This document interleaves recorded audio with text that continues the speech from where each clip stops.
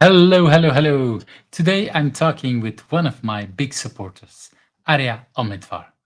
We talked about how sometimes the wrong train takes you to the right station, about Agilistan and the gap between implicit and explicit.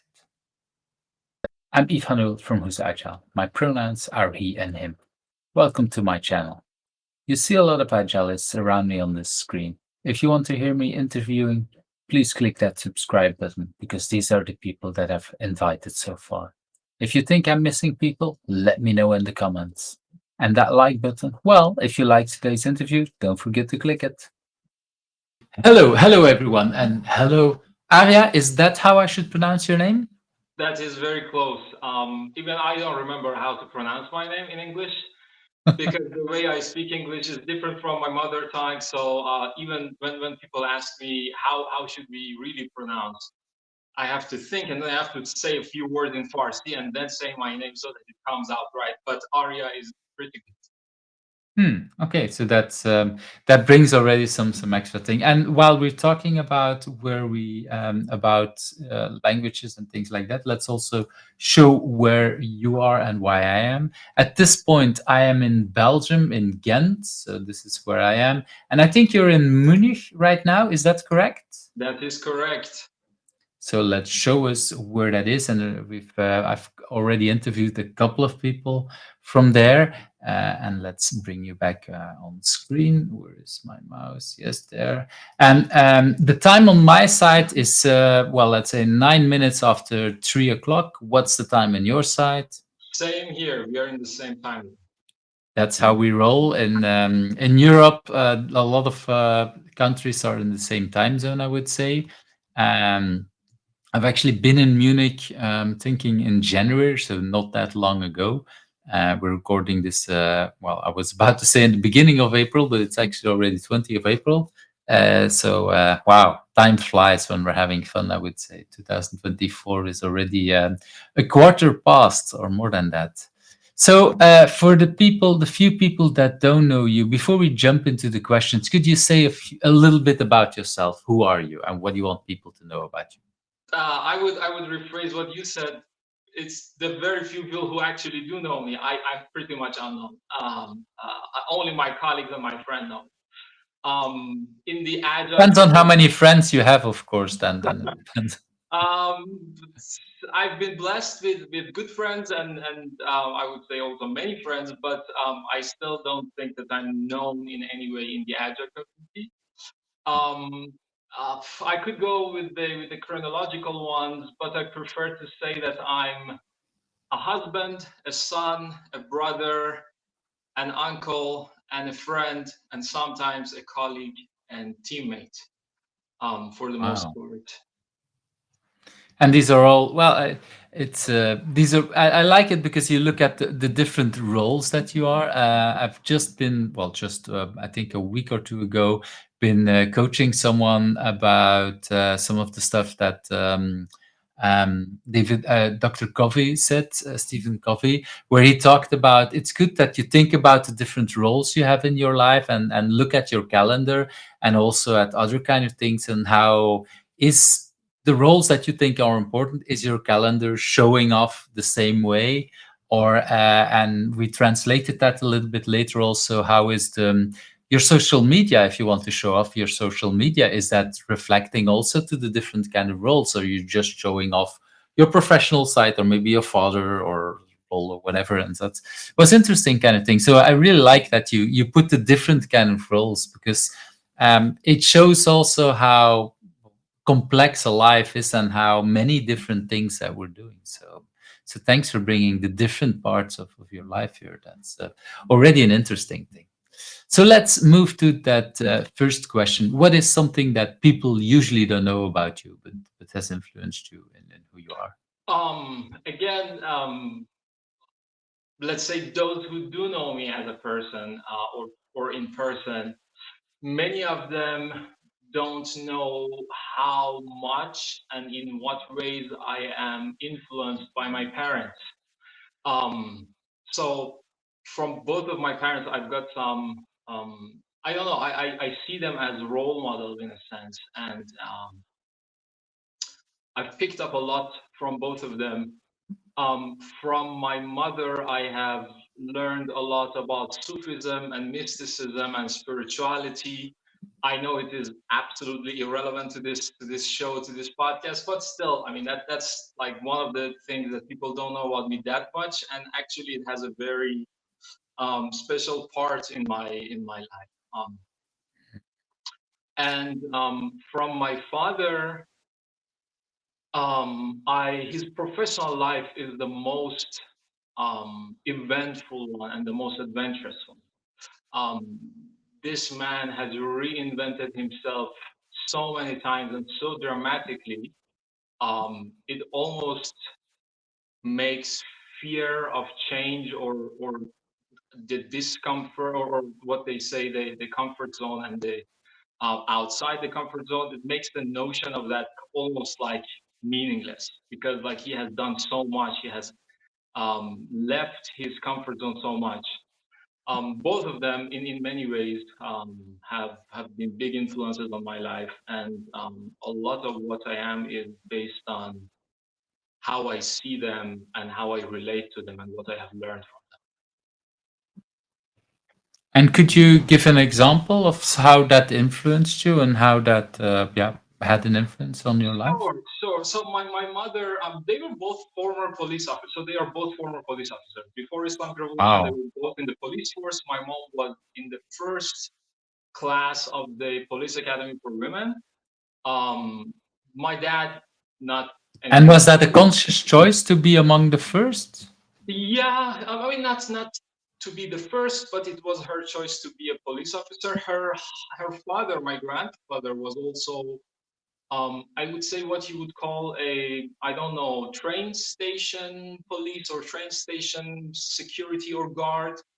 Um, and I guess a little bit of, I don't know, that kind of culture was in their house. Um, but then after the Islamic Revolution, they both left the force and they went to very different paths. My mom dedicated her life to Sufism, spirituality, and she had a very active role in the Sufi order that she was a part of. And my father had self to go self-employed and reinvent himself professionally a dozen times until he started making enough money so that we were living comfortably. And yeah, from my mom, I like the way I deal with my internal world is very much influenced by the Sufi, mystical, spiritual traditions and stuff that I have learned from my mom, and a lot of the books that were in our bookshelf in Iran at home. And I would always like just pick one, read a few paragraphs, put it back in. Another day, another book, another paragraph or page.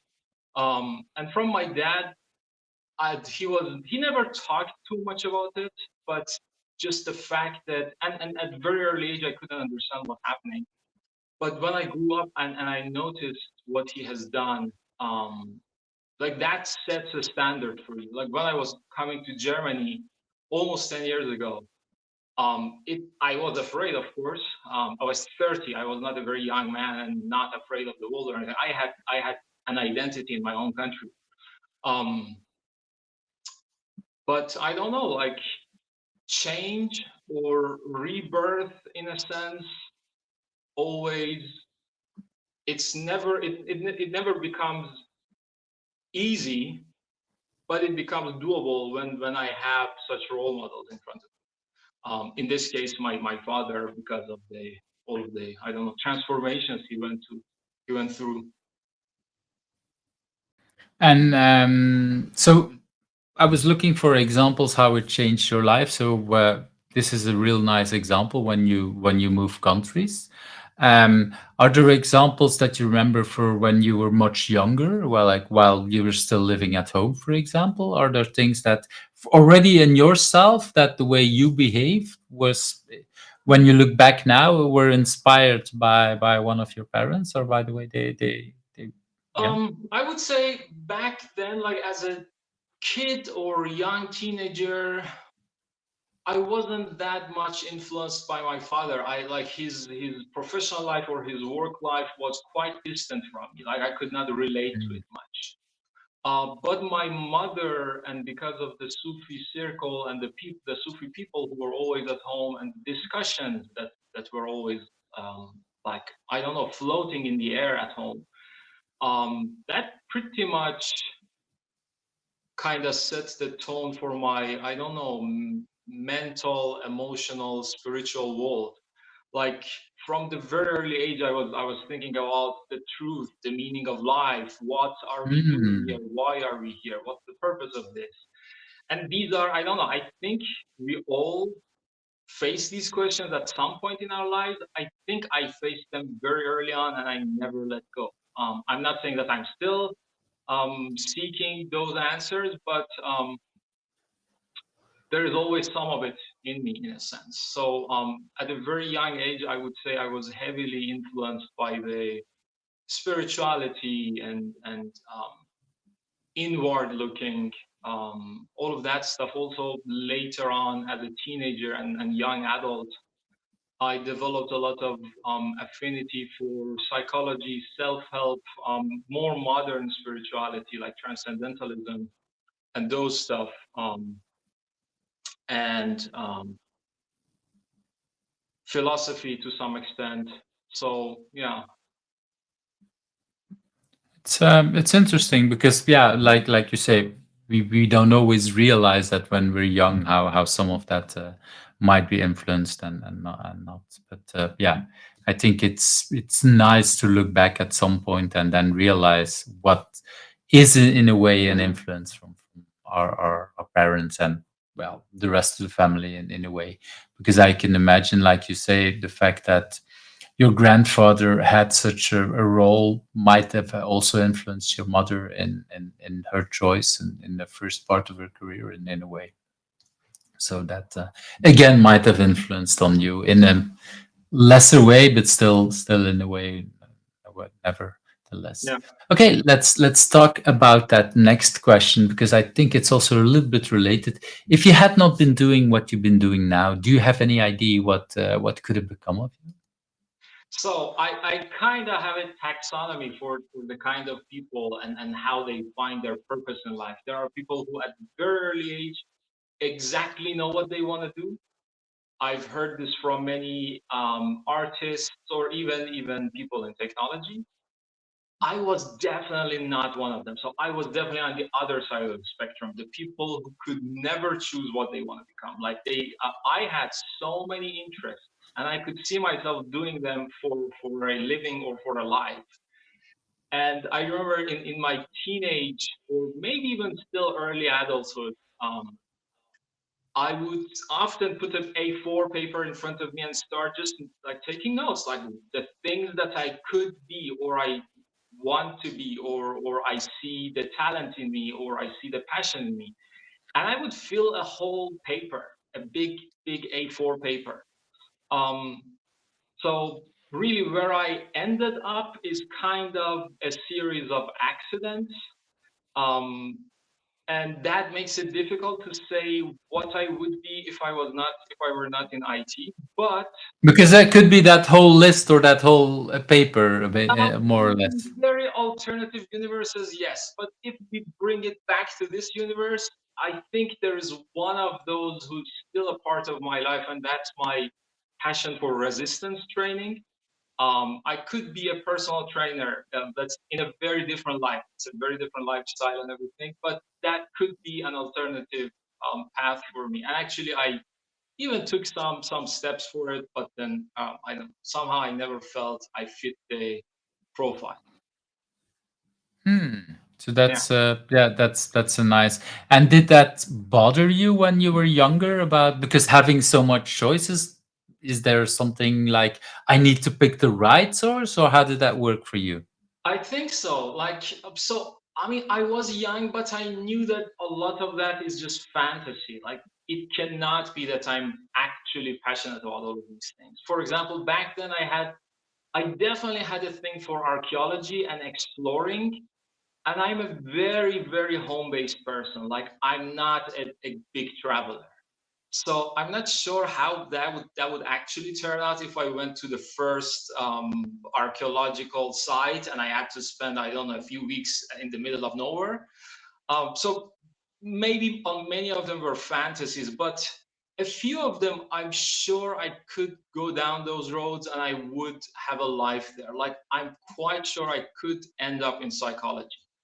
I don't know which. I know that I would not go too much towards the medical with the medicine and stuff, but more on the psychological side rather than psychiatric. Um, but these are all theories. I mean, I there has always been a baby teacher in me, so I think teaching could be a thing. But Why that's do you call it baby teacher? And that's what. because it's something that was. I mean, at a very short period in my life, I even taught a little bit of English in some English institutes in Iran. Um, that was the only time that I literally became a teacher. But by baby teacher, I mean that I never really came out as a teacher. So there's always a teacher wannabe. I mean, there's also always a philosopher wannabe. There's for a good while there's been a writer wannabe in me. But so Hmm. that's what I mean by baby. I mean, it's like a wannabe. So, yeah, you want to be, but at the same time, you haven't been or not enough. And Exactly. I like that. I like that. But yeah, it shows the options, and I think for me, this is one of the reasons why to have this question in here, because it shows for many people how many options there were, and sometimes people have been having serial options one after the other. Others is like, okay, that might be dream. Sometimes I might still do or never do or whatever, and it's always interesting because when we look back at so-called successful people, we see a career path and it looks like a linear and all thought through path, but for many people it's a little bit like you, like there's options and something happens and then I choose one option and I'm happy for X time, and then I might move on for whatever strange reason. It might be my choice, it might be an employer's choice, that is also possible. And somehow most of us, we stumble through life in that kind of way. Is that something you recognize? I see a lot of nodding, but I'm not sure. Is that were there also from some of these options things that you tried and then let go, or how does that? Um, Not really. I didn't try any of them seriously and let go. Um, okay, like there is one proverb in India. So there's an Indian proverb that says sometimes the wrong train takes you to the right station. Wow, And I I like love it. that. I love that. That's the story of my life. I've been taking tons of wrong trains, but still I feel like I've come to the right station. So I don't know. I mean, I can tell you in more detail, like that how I went through the I don't know pre-university, university, and then my professional life. But it doesn't make a lot of sense, and I think these stories that we hear about successful people, I mean, some of these successful people actually were super focused. They actually knew early on what they want Mhm. to do, but often it is an after the fact connecting the dots and saying, oh, that's how he discovered his passion for this or that at childhood. He had 10 other passions, but none of them turned out to become his destination. So there's this hindsight bias at work, I think. Um, Also, I think it was also one of the books that you recommended, Outliers by Malcolm Gladwell. He also Hmm. talked about this a little bit that, hey, these people that we know who made it big. It was a bunch of accidents. It was a bunch of incidents. They were in the right place in the right time. So there's much more chance and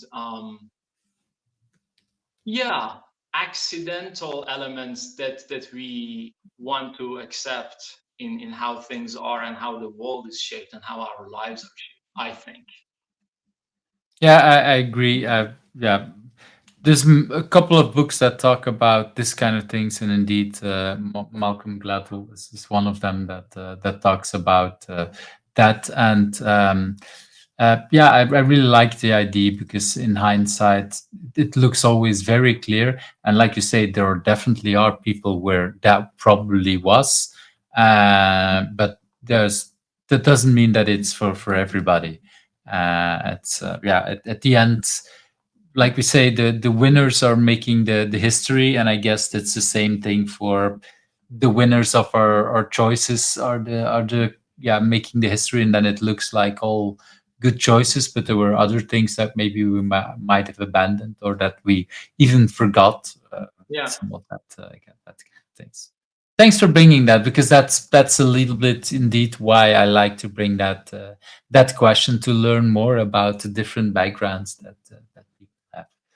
Um, if you look back at all these different kind of thing, what is currently for you your biggest challenge, and at least the biggest challenge that you want to be out on the open on the internet, Sure, and why sure, is that a good thing for you? sure.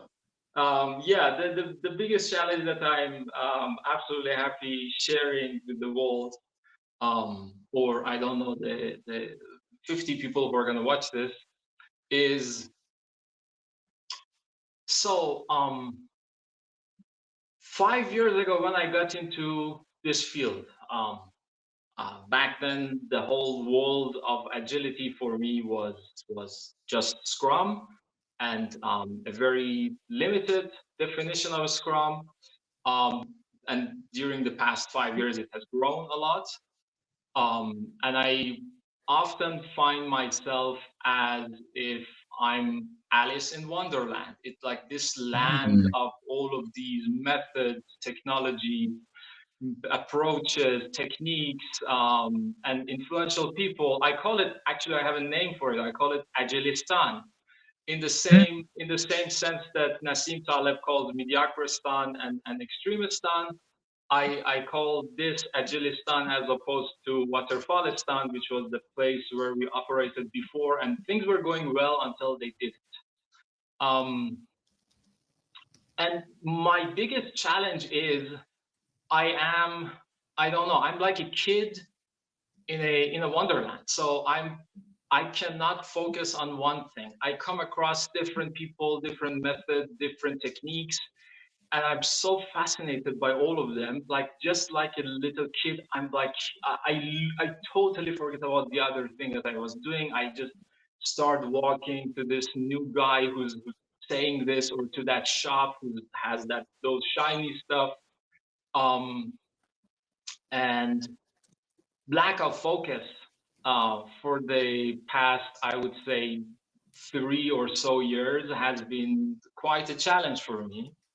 Um, but I know that the follow up of the follow up part of your question is, and why is it a good thing for you?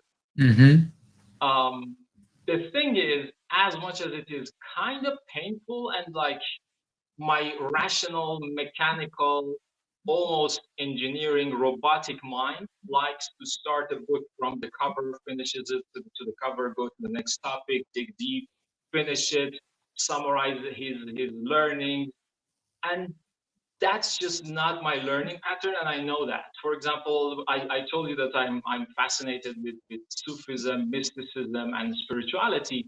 And my learning pattern there was also just picking a book, learning a bit, putting it back, picking another book. And interestingly, after a while, I would hit a threshold where these learnings would start to reach each other and they would start to integrate with each other. So it was not a lot of irrelevant distributed learnings. It would after a certain point they would become one, and they would start to, like, as in the same way that streams of knowledge pour to the same, I don't know, body of water, if you will. And my lack of focus in Agilistan is almost working in that way. I have my areas of focus that I know more about. I can apply at work when I'm working. And I also have a lot of these shallower understandings or clues about things. So That is quite challenging. My mechanical mind doesn't like it. Yeah, I get that. But at the same time, I would say because you get into different kind of directions, yeah, it's again that discussion generalist specialist, of course. You know a little bit about a lot, and maybe you're not the most expert on Scrum or the most whatever, but you might know different kind of styles of Agile, or in Agilistan, the different kind of things that are there. Um, and that might be make you an expert in the whole in a way, or a generalist in the whole, but that also brings in a lot of advantages. Of course, if people want to do the mechanical version of Scrum, just looking into the very gory details and having it exactly by the book, then you might not be the right person. But that usually is also never a good idea to go within the mechanical Scrum without understanding agility as a whole, I would say. So, and of course, it depends a little bit on what kind of role we are. If you would be a surgeon doing open heart surgery, we probably want someone who is much better at the very specifics of this kind of thing. And yeah, in a way, you probably found a role, or yeah, where you can make the best out of that challenge, I would say. In a sense.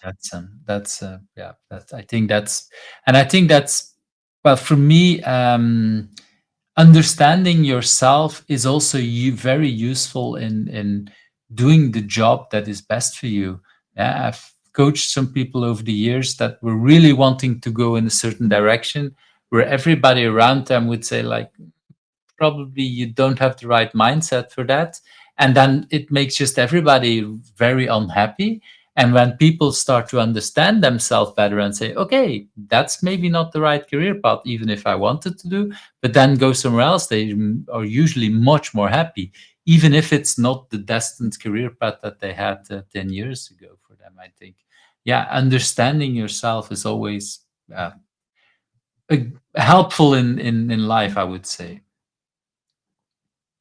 That's Agree. and is there how did you discover that, or was that, yeah, when, because now it you make it sound like it's very clear that this is something you know.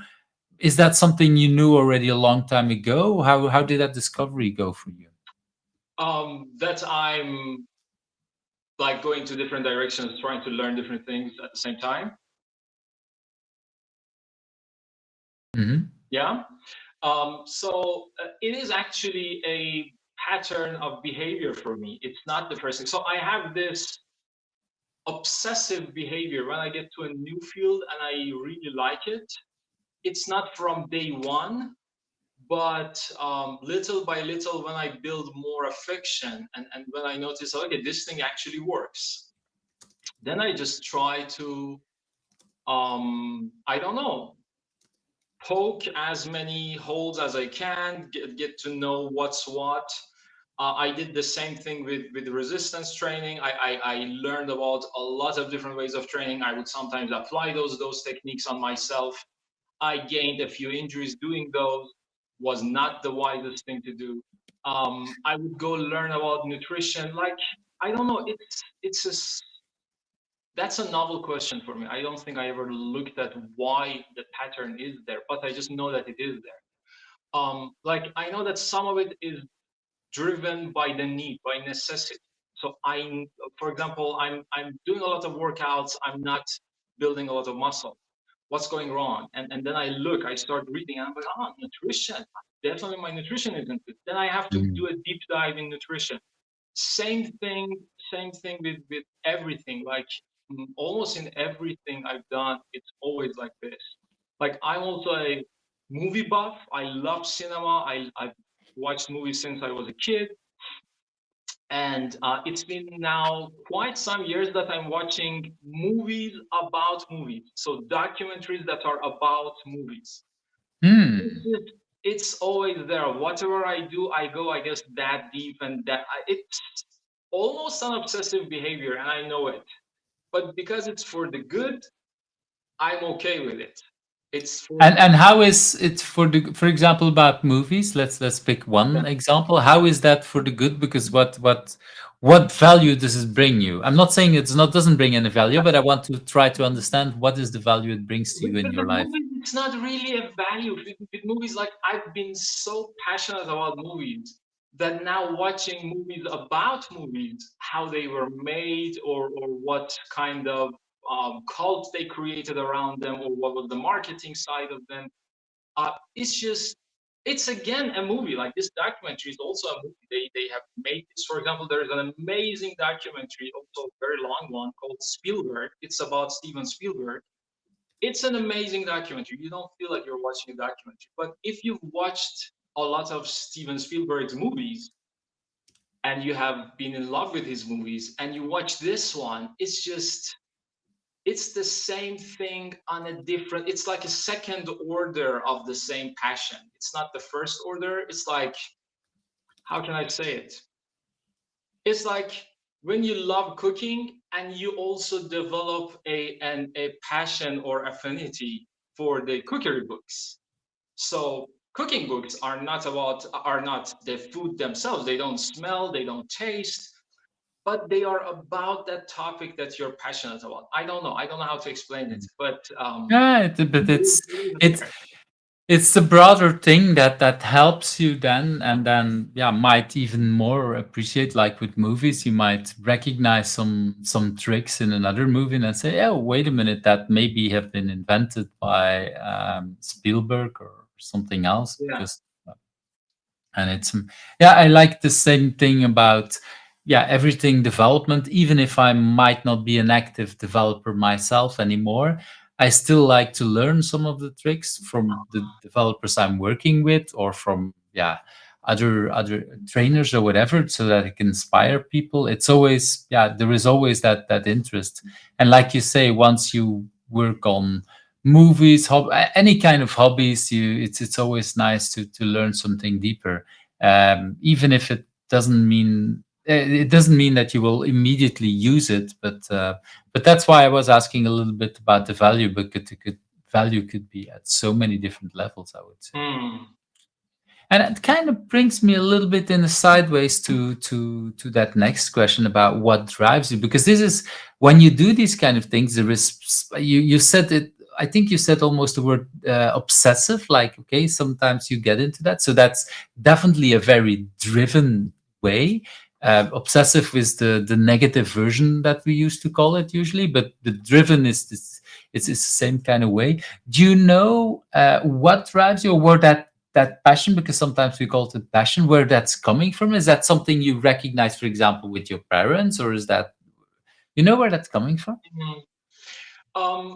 I've been for the last 2 weeks that I knew we're gonna talk. I've been watching a lot of the episodes, so I have a cheat sheet in front of me, in a sense, in my head, Mm, with the stuff that the other guests have said. And this is the one question that every guest that I've seen so far gave resonates with me.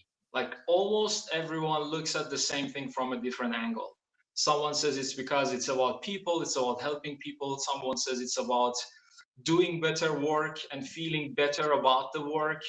mhm. Someone says it's making a better world. Someone says,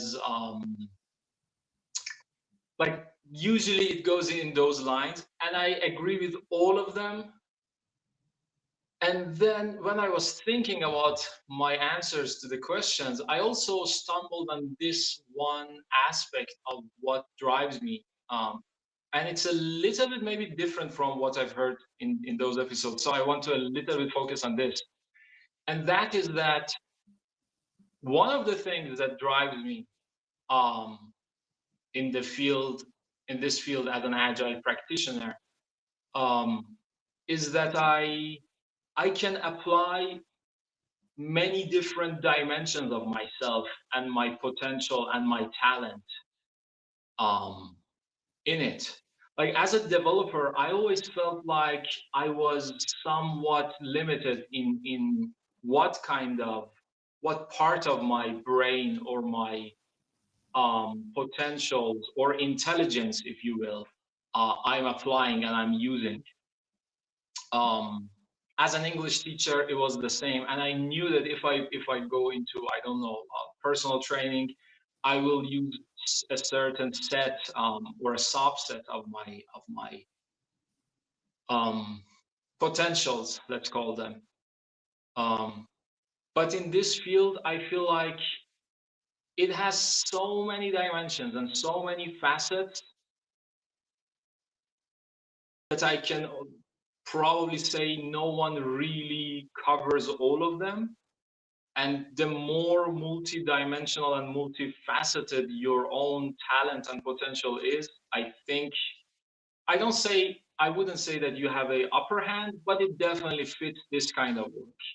Like, it's not process work, it's not pure people work, it's not pure technological work, it's everything and anything at once, which is one of the reasons I think people have such a tough time defining what is agility, or all of the misunderstandings that are happening, especially these days. It's going bonanza, with all of the claims that it's not breathing anymore, this or that. I think it's because it's such a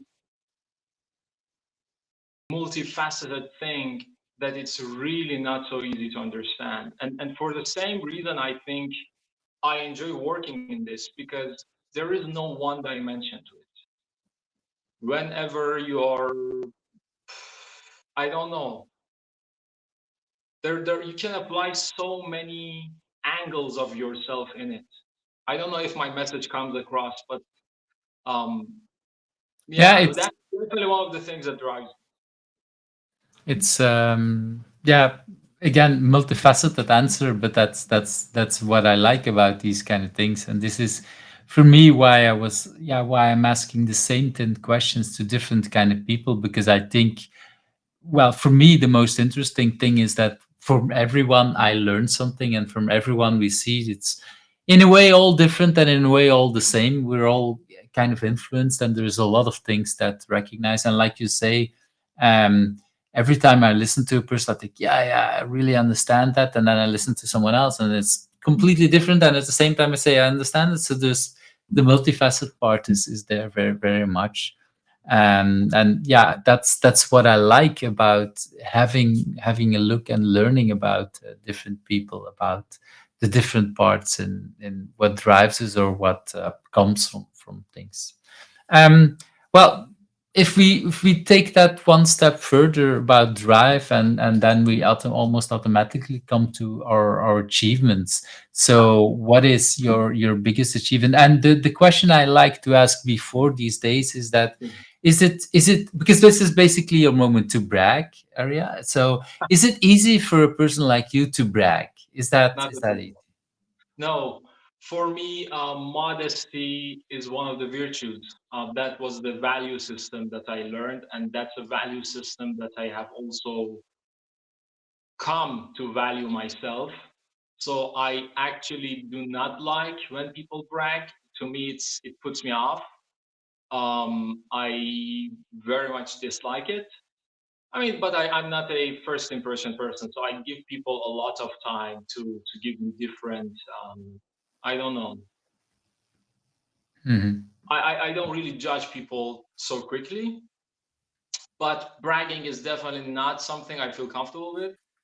And my answer for this question is also kind of strange. Like, first, I think all of us, at least the first thought I was like, what have I made? What have I done? What book have I written? What big project have I done? What have I created? Something external. And I was like, I nothing.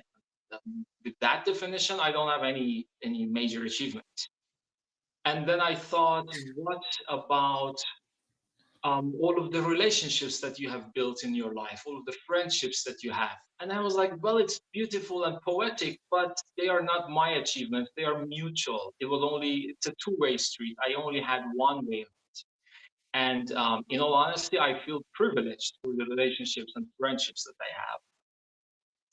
And then I hit it. I was like, okay, there's a funny one. It is probably the biggest achievement I have, and it probably sounds funniest to many people. So I think the biggest achievement, or one of the biggest achievements I have in my life, is actually mastering, to whatever degree that I've been successful, the English language. I started Hmm. learning English as a teenager, I think, because of my love for movies, because I wanted to watch movies in their original language without censorship and without subtitles, because in Iran, movies are censored, of course. Um, and or dubbed, of course, even though Iran's dubbing system is really good. And it took me to so many different places.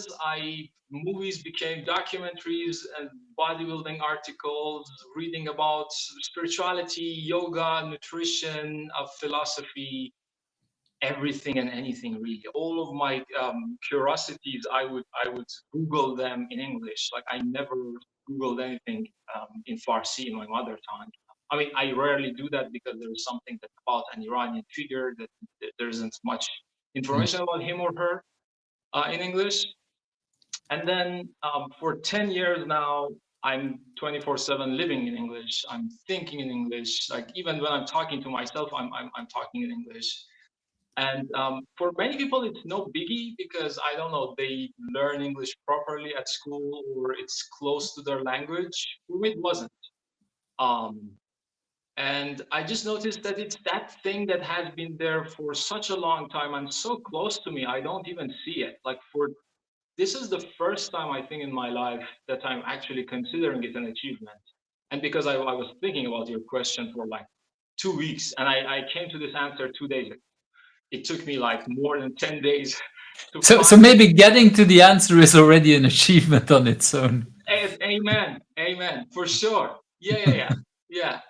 Yeah, so I mean, like, I also, in a sense, reinvented my life after coming to Germany, and I mean, also after that, once or twice, but that was the big move. And English has been such a big part of my life. I know that to someone who's a native speaker, it might even sound funny because my English isn't even like close to native, or even I've seen many people who speak it as a foreign language and still they speak it almost like native. And I know that mine isn't. I make mistakes almost in every sentence, if not more. But still, it is still something that I didn't imagine to be such a big part of my life, and it is.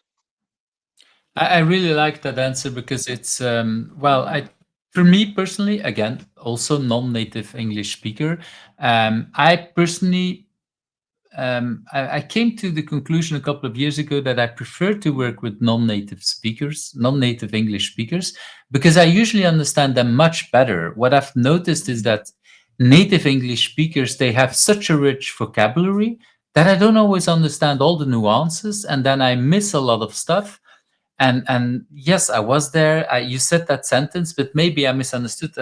And the most famous example I could give is when I learned about the word velocity in agile. It took me like, I don't know, a couple of years before I really understood most of it. I'm not even sure I understand every detail or every nuance there is, because yeah, I thought I understood it, but then I still it confused the hell out of me. And learning and listening to a lot of things, a lot of people about it, then I made me understand much more.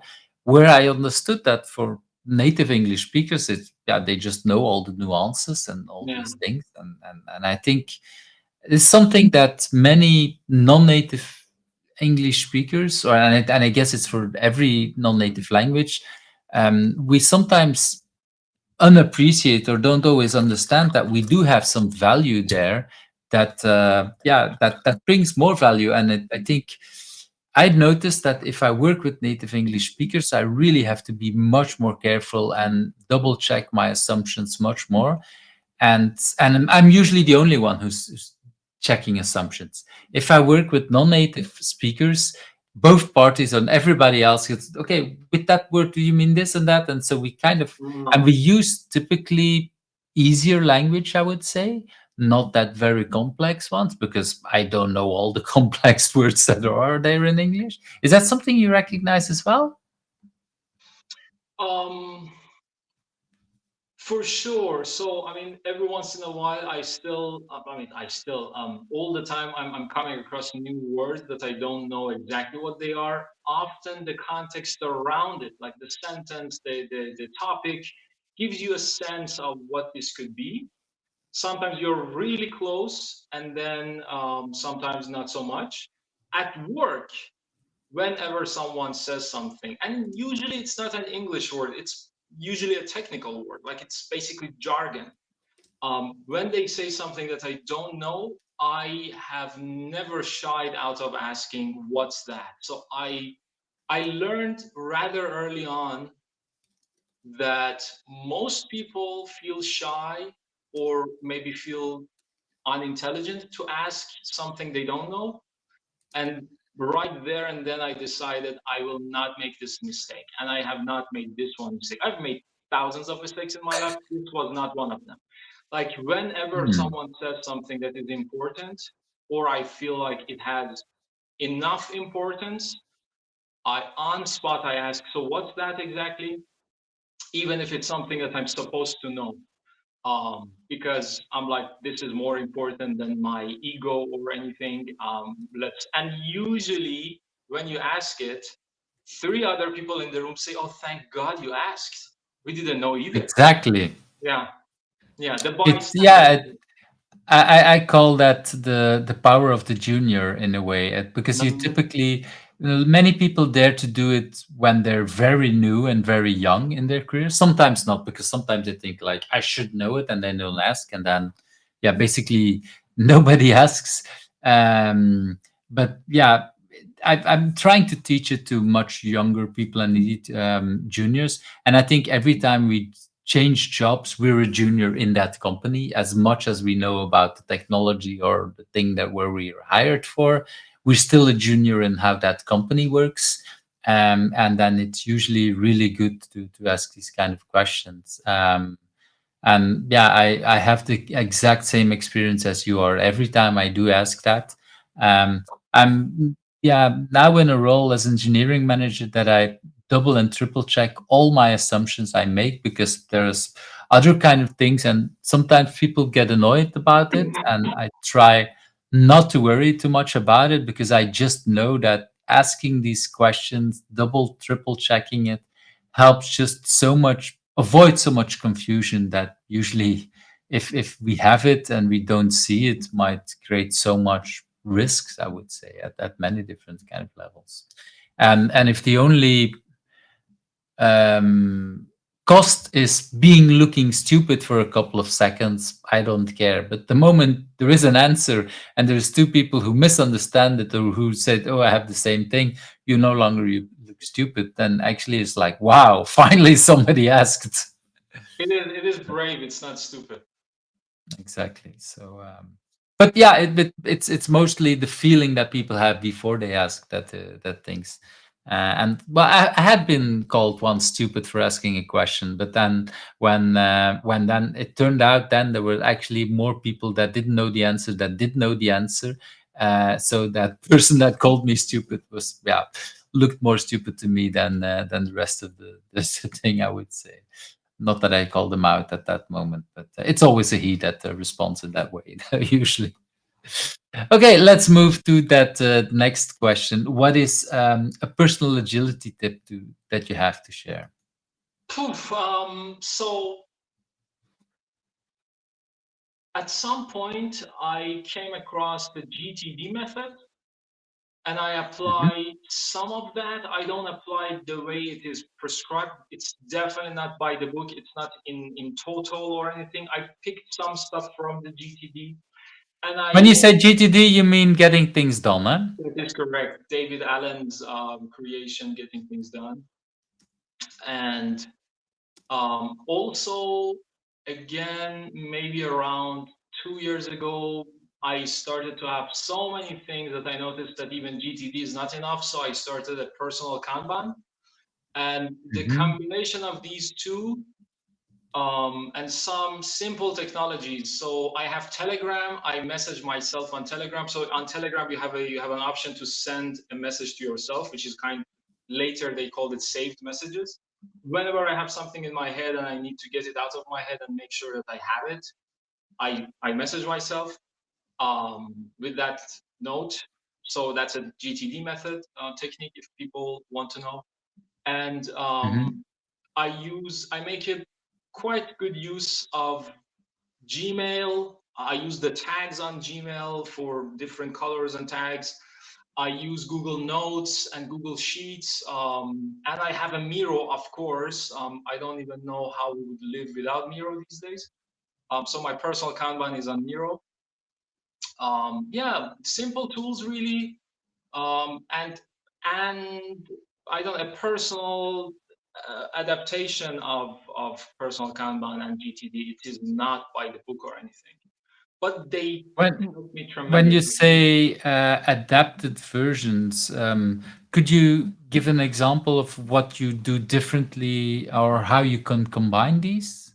I mean, the GTD is such a I don't know hardcore, very precise method. I could never apply it the way it's supposed to break anything that needs to be done and has more than one step is called a project. And then you have a file for each project. Now you can have the physical file or digital version. So for me, it's a much more I don't know a lightweight version of that. So I use the tag. So whenever I receive an email, if I haven't read it, I haven't read it. It looks different. If I have read it, I definitely tag it by the tag that it has. It's if it's about finance, if it's about I don't know. I have different tags. I don't want to talk about them. I have one which is about career when I'm looking for jobs or something. I have one that is called Mhm. craft. Anything related to agility and stuff goes to the craft. And when I read them, I remove the inbox tag. They go to the folder of their tag, the other tag, and they are accessible there. So I always have a minimal inbox. That's how I process my inbox. It's basically a GTD technique from what I know. So that's like kind of a personal adaptation um, of GTD to some degree. Yeah, I really like that. I've at some point I created something that was called a personal agility course, and that was based on things I've learned about Dr. Coffee, about getting things done, about personal Kanban, and kind of a lot of combinations. I was actually lucky to be able to give it once with Jim Benson from Personal Kanban. And yeah, it was very interesting for both of us to learn, and the hardest part was for both of us to make sure that we didn't keep talking during the course and give extra examples, because of course the goal was to make it very practical for people. But yeah, the agreement that we had among ourselves was well, maybe something that might be interesting for training is if you ever do pair training, one of the tricks I've learned over the years is have multiple post-its near the screen or the projector or whatever you're using to show stuff, and of different colors, green, yellow, and red. And if it's green, like we're completely on of time, you can keep talking for a long time. Yellow is like we're exactly on time, let's not overshoot and let's not and red is like we're way behind of time, cut things short, and let's and then it really helped if with both of us we could just show and at some point really show the post-it like, hey, this is red territory already, like let's move on for the exercises or whatever. So and I really like how you give the example of adopting them. I think it was David Allen that I once heard say in a podcast or so that even for him, he's sometimes falling off the wagon in the way that not using his technology exact, and then when he give the course again or give a training again, reminds himself about some of that stuff. And for me, that really reduced a lot of pressure, because like you say, it's a very complex thing. And of course, if something is it something that people create over the years, it become more and more complex and you adapt it, and you somehow we think we need to add stuff, but at some point you need to make stuff simpler for yourself. That's what I've noticed. If I'm inspired to create a way that makes it work for me on multiple kind of things, at some time it becomes way too complex. And yeah, we need to look at what works and what doesn't work. And luckily for us, we're living in a digital age. Like you're saying, we can use Gmail, we can use all kind of things. At some point, for a long time, I've used Trello, where there was also the option that you could send an email to Trello and it became a task somewhere. And so it was even possible with my phone to just yeah, use voice recognition to just send something, yeah, while I was in the train or whatever, to make it go to Trello, and there I could look at what was the task that was for me at the moment that I had time. And yeah, all these kind of tools, they help us just to, yeah, basically to have a better brain, I would say, because our brains, and that's something I've learned from David Allen, our brains are not made to remember all that stuff. Because then the ideas pop up while you're in the shower, where you have nothing to write down, and at the moment that you're, I don't know, when you're in the shop and you need to buy it, then you already forgot that whole grocery list that was in your head during the shower. So yeah, that's why we need to have some kind of tools. So Yeah. thanks for sharing that, because it's indeed, this is the kind of things what's interesting when people learn. Okay, there's not just one thing; we combine multiple things. So definitely, and yeah, I think mural, a lot of these boards are coming much closer to what actual collaboration is with multiple people. And then it's nice to see that someone like you also use it as your personal Kanban, which is interesting, because if we compare it to original boards, Kanban boards, they all have these super fluffy features that all do automatic stuff. And actually, the way we use Miro and Mural these days is more like a scrap notes of IDs, where there is no automatic counting on the number of stuff and whatever, but we use it in the way we'd use a whiteboard, really much more in the way we use a whiteboard. So that's has a message as well, I would say. Yeah. Well, and in that way, we already talked a little bit about remote tools. So, what is something that you've learned about remote working? And it could be a tool, but it could be so many other stuff as well. Sure. Remote working. I have two things to say about remote working. One of them is too philosophical, too intellectual, and I also know that there is too much emotions involved with it. Many people don't like to hear that or don't look at that part. I'm not even sure why I'm telling this, because I promised myself I'm gonna skip this one and I'm gonna focus on the second Because one. already now I want to know, but yeah, Yeah, okay. because Let's go it's to the close second to one, and because it's so close to my heart. So I'm gonna share this, and then as a actually the second one comes as a result of this okay. one. So the thing is, I think we still have not managed to sit and look at how remote work has affected us with a clear vision, without biases, without um, incentives, without emotions, hopes, fears, insecurities involved. For example, like I myself have come to this understanding that our world has changed forever. There is no going back. Like the genie is out of the bottle now. There is no, okay, let's go back 3 years back. This is not going to happen. At the same time, I think some of us are still hoping that, okay, this is the future, because it has opened doors to us. Like people can get engagements, they can get jobs, or gigs that they could not, and it's an amazing thing that it works. And sometimes the qualities of these engagements are still good enough that it's worth it. um, on the other hand, there are stuff that are lost in transition, and we do not sometimes dare to look at them the way they deserve to be looked at. Often the topic comes down to efficiency, like how productive we are. And I think there's more to what was lost in the transition from on-site to remote. Hmm. And but the moment you open your mouth to talk about these stuff, people have so much personal investment and so many hopes and fears and insecurity that they just don't want to look at them the way they are. For example, one of the things that I've seen almost all across the board that people agree with is that there were these random interactions that we had in the office.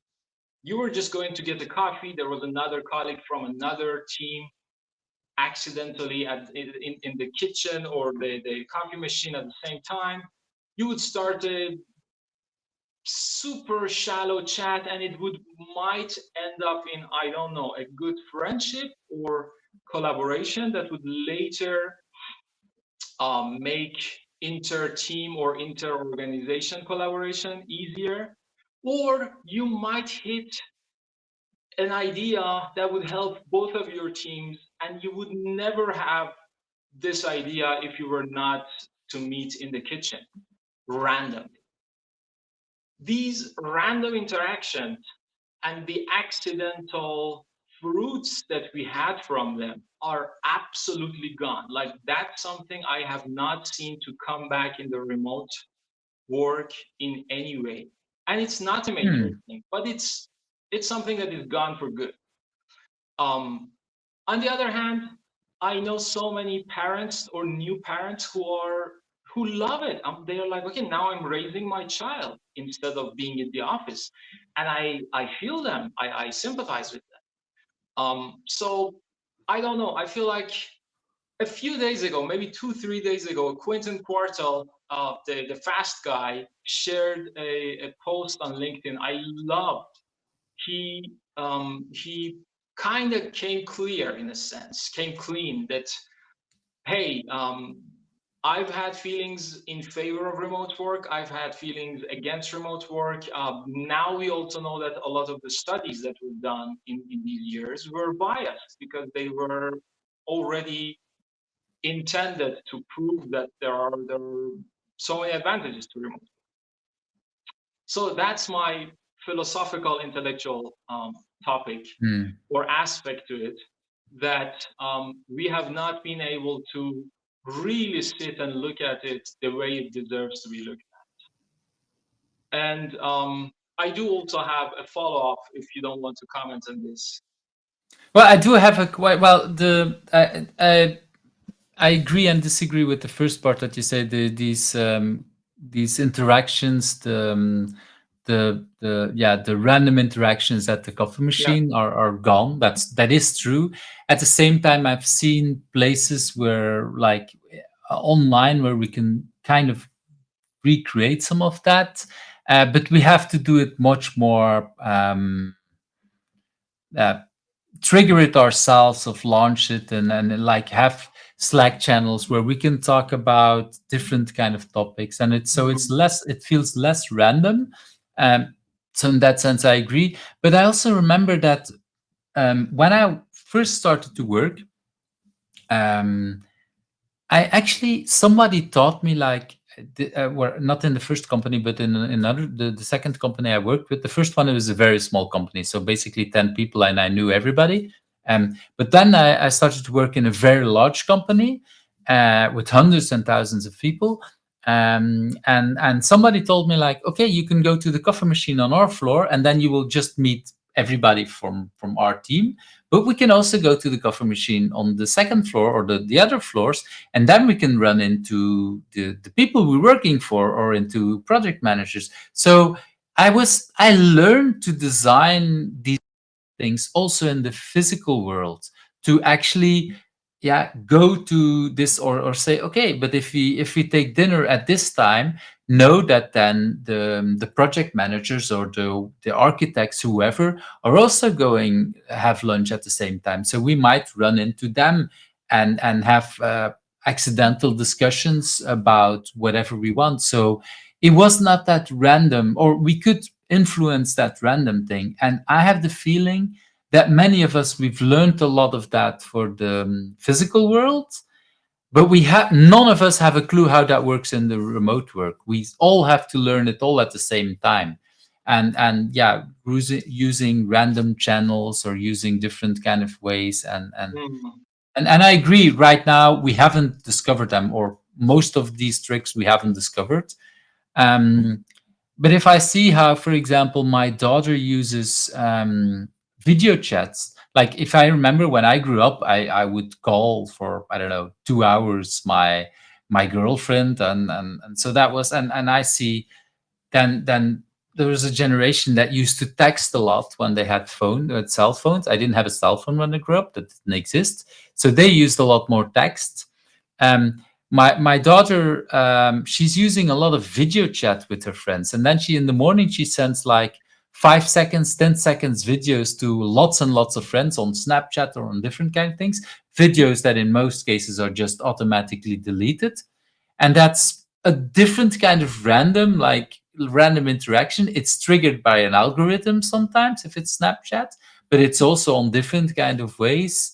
And I think this is, I see that for her, video recordings, for example, or showing herself on video cams is so much easier than many of the 30 or the 40-year-old where I'm working with at work that say like, oh, for the daily, I'm not going to turn on my camera because I don't know, I didn't brush my hair yet, or whatever kind of reason, or I'm eating and I don't want you to see eating. And I have the feeling that the 16, 17-year olds is like, we don't care. Like, we just got out of the shower barely, well, hopefully already dressed, but that's about it. And then randomly having very short video conversations. Doing 4 or 5 video conversations in the 5 minutes to different kind of people, and that all kind of also triggers random discussions. And that's something that, yeah, it doesn't matter where we are. For example, when I was with my daughter in India a couple of, what is it, or 5 years ago already. So she was allowed from school to go a week not to school so that she could go talk with me on a stage in India.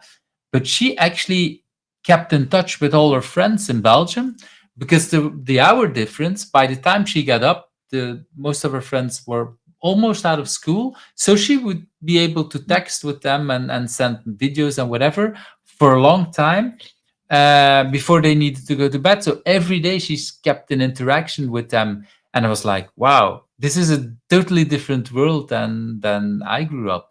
I don't know if that changes your mind, or if you see some of that similar or completely different.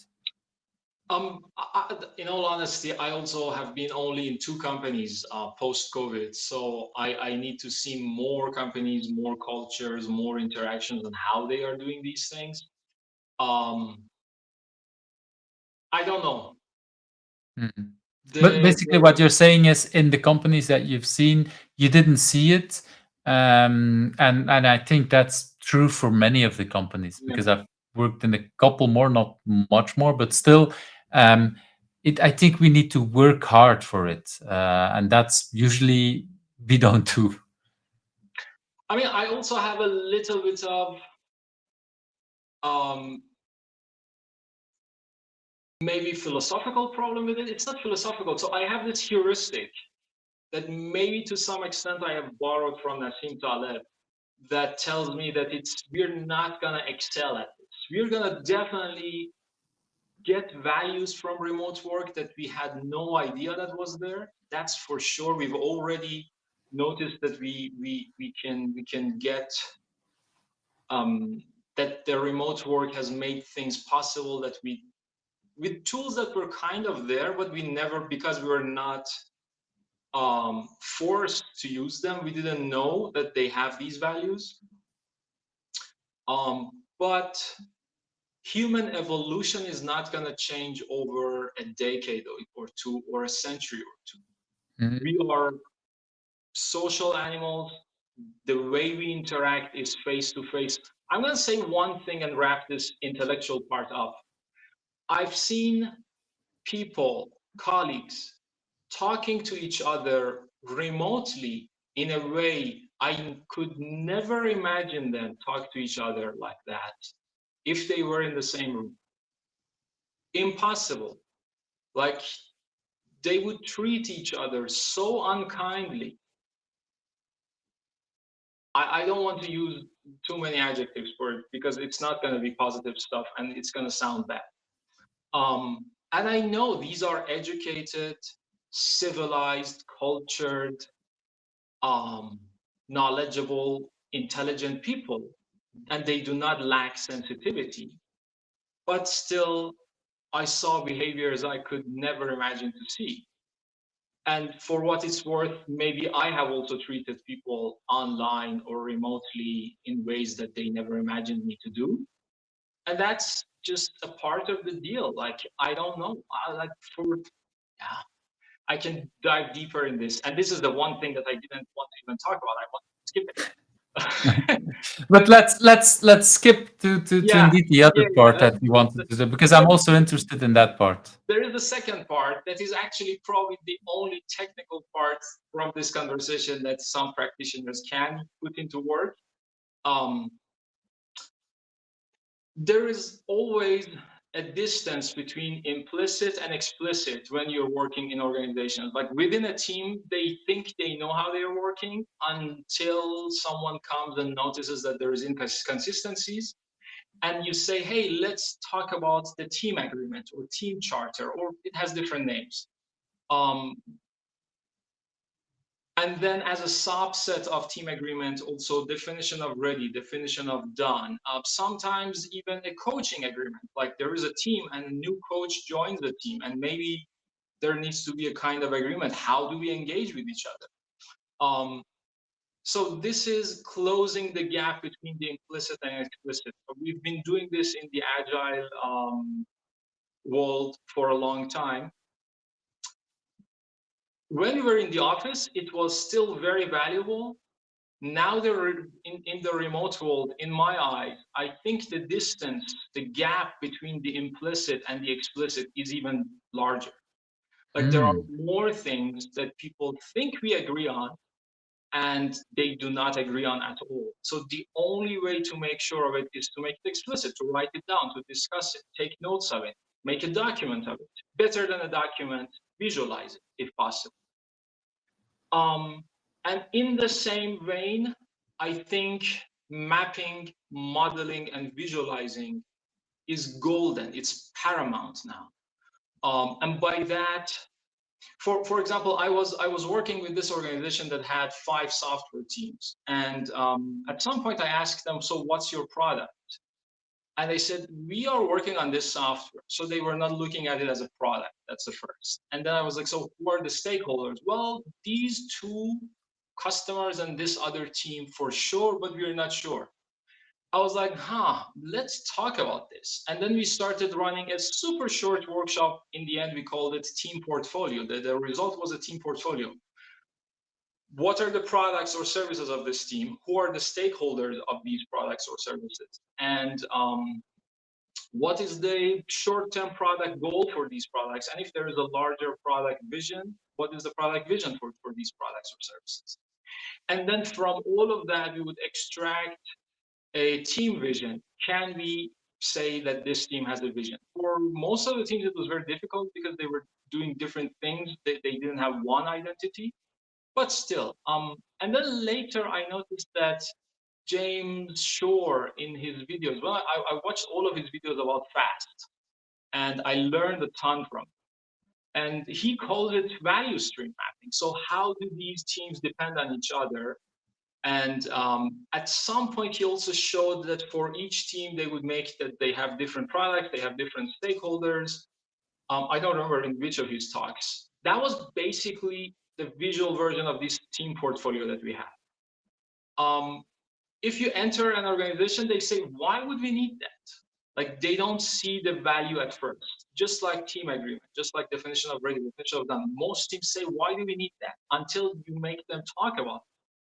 And then they notice that they are not on the same page, and then you bring them on the same page or help them come to the same page and then agree on that. And that's a living document. It's not something that is set on stone and it has to remain like that or should get dust on the bookshelf or something.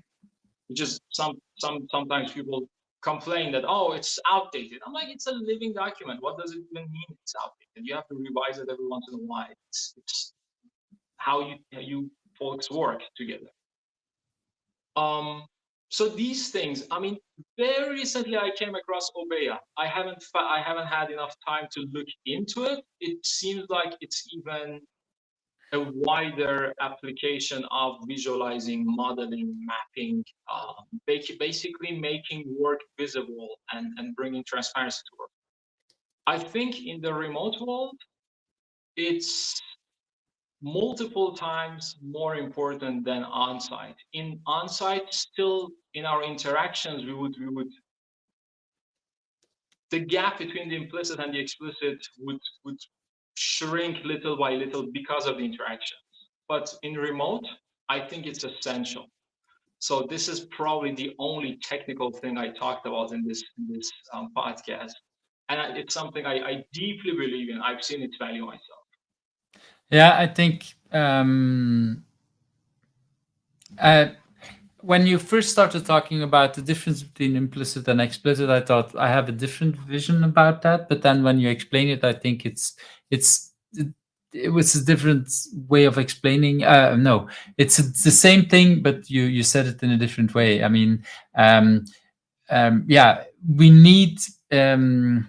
For me, indeed, remote forces us to be much more explicit, um, and that helps us. And I think remote makes it, well, sometimes less obvious and sometimes more obvious. Than we need to be more explicit. But yeah, we need to, like I said earlier on, ask, using the power of junior, ask about our assumption, and make it very explicit.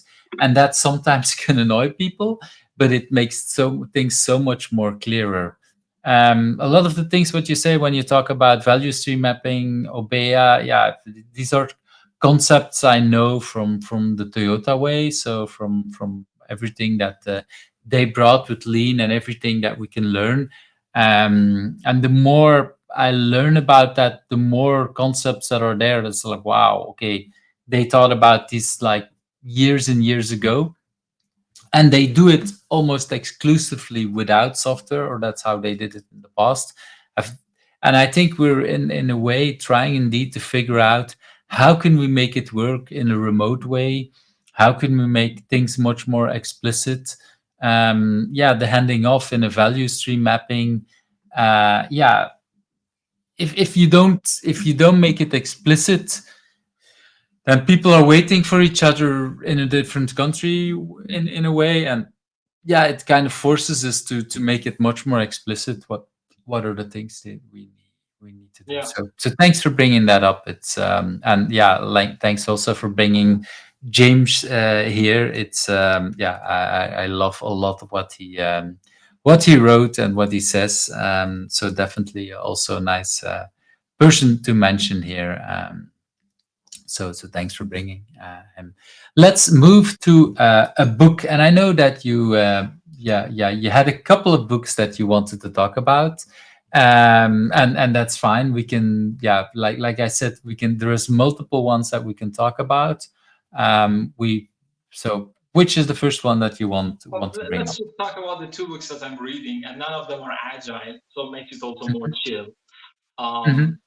I'm reading two books. One of them is in text, the other one is audiobook. The audiobook is almost finished. The audiobook is called Creativity Inc. by Ed Catmull, one of the Let founders. me bring that book up. Yeah. That's this one, Creativity Inc. Yes. Yes. So So why should I read? I've actually read the book, but why should people read the book? Let's nice. talk about that. You tell me this. Cool. I don't know if I kind of stopped recommending books to people. I still recommend movies, but I Hmm. kind of stopped recommending books because I didn't get a lot of great feedback. Maybe. Um, Okay. so I wouldn't say why should people read it, but I'm gonna say why I'm enjoying it. Exactly. Yeah. Yeah. I That's love cinema. basically the better answer. Yeah. Yeah. I love cinema. I've like Pixar changed animation for all of us cinema lovers, movie lovers. And this book is to some extent the story of Pixar. It's not the story of Pixar only. There's a lot of managerial stuff, a lot of how to build an organization that focuses on creativity and innovation. There's a lot of businessy stuff in it. There's a lot of mental, psychological, leadership stuff in it. But because of my love for cinema and for Pixar, it resonates with me a lot on that side. And of course, so I would put it in the category of business books, and I'm always skeptic about business books because after reading a bunch of them, I noticed that you can see there's a ton of BS there that sounds good when it is written, but it's actually different in reality. Um, Yeah. so yeah, because of that, I always when I'm reading a business book, if I ever do, and this is a first after a long time, I always I don't know, take it with a grain of salt. So I keep my skepticism kind of there, so that I'm not fooled by their beautiful messages and how this is how we did it or this or that. And Ed Catmull, the way I see it, keeps it kind of real. He doesn't get too preachy. He doesn't use too much buzzwords or jargon that I love about it. Like he could use a ton more. This is one of the most successful organizations in the world. He could brag about so many things, and he doesn't, in my eyes. Um, yeah, he goes to so many different directions, scaling, like doing new things, merging with Disney. And all of these things have a lot of organizational learnings that people can learn from. He even talks about mental models in some good extent, and actually it was very thought provoking for me. And his chapter about candor, like the culture of candor that they have, was awesome. I love that. Um, I haven't read Radical Candor from Kim Smith or Kim Scott yet. Kim Kim Scott. Scott, I think. Yeah. Yeah. I haven't read that one yet, but this chapter on candor from Ed's book was already golden. So yeah, for someone like me who loves cinema, who's interested in organizations, creativity, innovation, these stuff, it's an interesting, really interesting book. The other book that I'm reading is, and this one I'm actually reading on Kindle. It's called The Invention of Yesterday, from an Afghan American author called Tamim Ansari. And let me try to bring it up on screen as So well. Where is my mouse? There. Here. This is the that book, I would say. yes, it's a gorgeous book. I love it. It's the second book that I'm reading from Tamim. Hmm. Um, he is actually originally a writer. He has a writer's workshop in New York, I think. So that's really where his forte is, in a sense, I guess. But he's also amazingly, incredibly knowledgeable about history, especially Middle East. But this book is kind of the history of human civilizations and how Uh, they were growing in almost more or less isolation, and when they started reaching to each other and interacting and then like bumping to each other and fighting. It's an amazing book. I have not, I mean, I'm not a history buff, so let's make that clear. This is maybe the third book about history that I read. Sapiens from Harari was one. His other book called Destiny Disrupted from Tamim Ansari was one, and this is maybe the third one. Maybe if I think I will find the fourth, but I'm really not a history buff. But I love it. I love the way he's telling the history of human civilizations. And most of us, especially the Europeans and North American people, have usually heard the local version of history. So Europeans have heard the Eurocentric version of world history. Middle Easterners probably their own version, Chinese people probably their own version. And what this book does is puts everything on the same level. And that's for me a first. But again, I'm really not that big on history, so maybe there are many other books out there. I'm enjoying both books a lot, especially Tamim's book, to be honest. Like it's an incredible book. I really like that you stress out the fact that indeed, when you learn history in school, you think this is the history of humanity, and then you go to other countries and you realize that hey, they learned a kind of different history. And I did learn something about the history of the US as a Belgium, but still that's probably was a very small amount compared to what they've learned. And definitely there is, yeah, and of course we need, for everything that we learn in school, they need to select on what they talk, but it's usually you don't realize. You think, yeah, you've learned everything. It looks already too much to learn in school. Let's be honest. But then you realize that, hey, wait a minute, this is just a small part of it. And yeah, the way we are influenced by influencers on Instagram and all kind of other social media, we're influenced in the way, yeah, somehow the educational system has chosen for us to talk us about one part of history and not the different kind of things. And yeah, you see it then when you look at how, yeah, more others, how would I say it, other societies make decisions that we say this is very strange. But yeah, it's only recent, I don't know, 10 years or something, I realized it's actually happened to me as well. When I was young, it just might have been less radical, but it was still a choice to only talk about certain parts of history. So yeah, that is really important, and then it's good to have stories like this to learn much more. So yeah, so thanks for bringing that book up. Okay, let's move indeed to and you have added a couple of other books. I will add them to the show notes for more people, if people want to learn more things. Let's move to that. For me, one of the most interesting question: what is a question that you think I should also ask you, and what's the answer? So for that question, I'm gonna move a little bit back to show my T-shirt a little bit more. And I think the Hmm. question you can ask me is your nerdy T-shirt and the bookshelf behind you, Aria, sounds like you're copying me because you sometimes have these T-shirts with these nice writings. In my eyes, nerdy a little bit. I'm trying to say what I have today. Don't break my build. Yeah. Yeah. So the question would be: it looks like you're copying me, Aria. What's the story with that? And it is. I Tell am me. copying you. It's the first time I'm wearing this T-shirt. I bought it a few months ago, but I never wore it.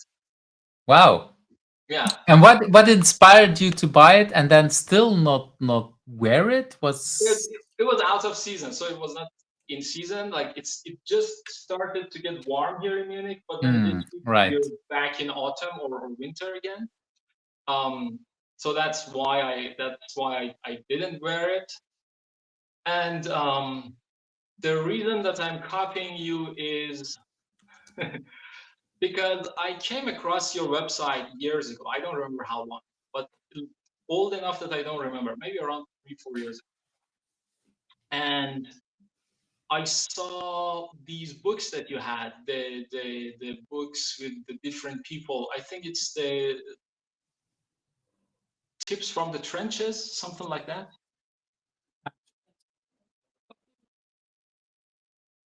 Yes, I have a copy of that one. So this Nice. is the tips from the agile trenches. So yeah, yeah, I Yeah, interrupted you. Go ahead. like this book and the Who's Agile books and the also the reading list that you had was one of the most comprehensive ones I had seen.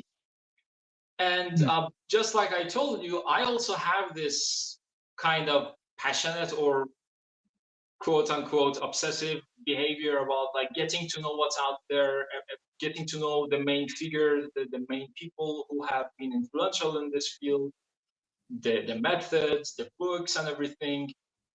And I'm paying you an homage by copying you because Wow. what you have done has been definitely influential, and I appreciate what you've done.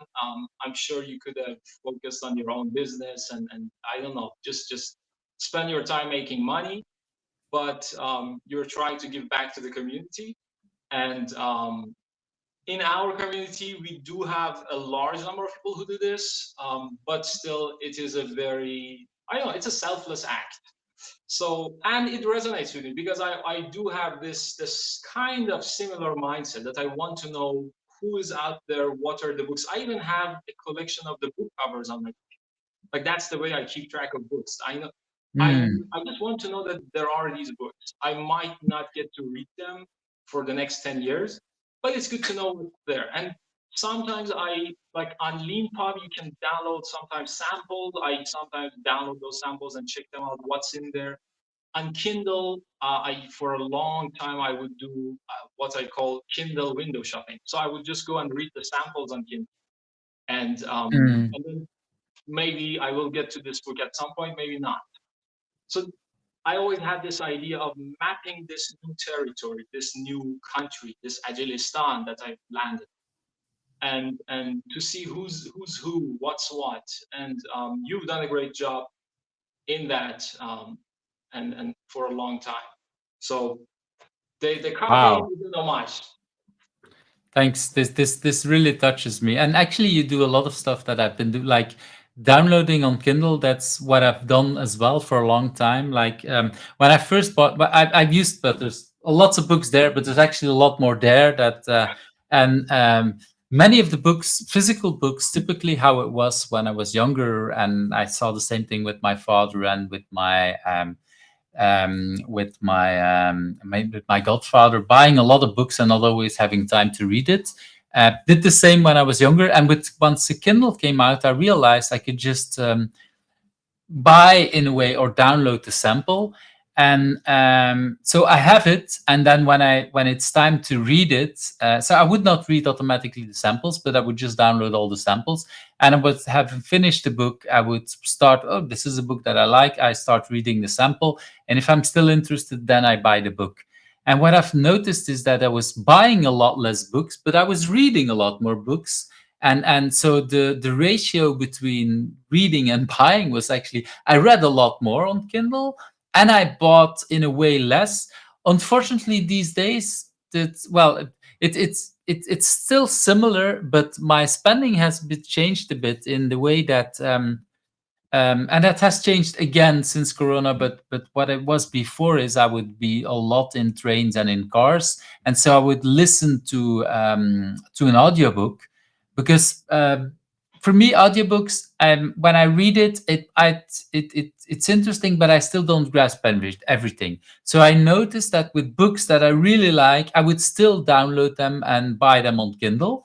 But for me, audiobooks was because I was listening to a lot more. It was a way to filter out much more books, and there was a lot of books that I just downloaded or bought on audio. Also because Audible kind of forces you to buy a lot of books. Well, and I read a lot. Well, I listened to a lot of them. Um, and so then I said, oh, the interesting books, then I still buy them on Kindle. And then when they're really interested, oh, I want to give them to the teams I'm working with. So I would still buy a copy. So now there's books where I own three versions of it: an audiobook, a Kindle book, and a physical book. So yeah, don't tell my wife about this, I would say. No, I think she knows. But it's a lot more expensive. But at the same time, the only books that it's not fully true since Corona, because then I bought a lot more physical books also when I was at home. But the time before, and I would say even after that, I would only buy physical books that I actually have time to read and actually read. Mm. And so that is, in that way, the balance is still a lot better. Yeah, so in that way, but remote working from home took me away from a lot of time that I would typically listen to audiobooks.